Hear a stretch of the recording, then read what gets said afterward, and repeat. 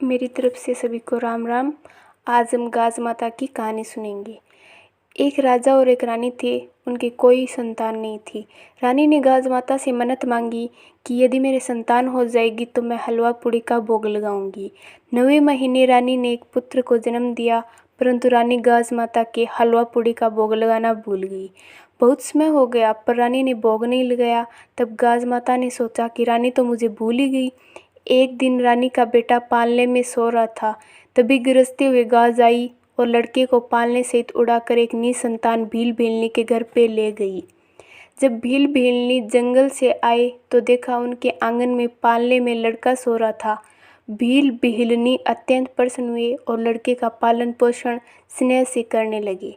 उस राज्य में एक धोबी था जो राजा और रानी के कपड़े धोता था। जब वह राजा के घर आया तो देखा कि वहाँ पर सैनिक इधर उधर दौड़ रहे हैं।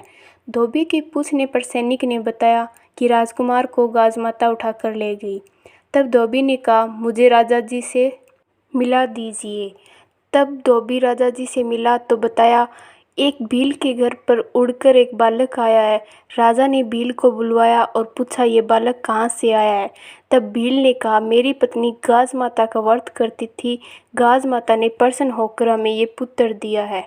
तब रानी को याद आया कि मैंने गाज माता के हलवे पूड़ी का प्रसाद बोला था, जो करना भूल गई। रानी ने विधिवत गाज माता का व्रत करने व दुगना हलवा पूड़ी चढ़ाने का संकल्प लिया। हे गाज माता, यदि मेरा बेटा वापस आ जाएगा तो मैं हलवा पूड़ी चढ़ाऊंगी। गाज माता ने प्रसन्न हो उसको उसका बेटा वापस लौटा दिया तथा भील भेलनी को भी पुत्र दिया। राजा ने प्रसन्न हो भील भेलनी को बहुत सारी धन संपत्ति दी। रानी ने गाज माता का व्रत उद्यापन कर हलवा पूड़ी का भी भोग लगाया।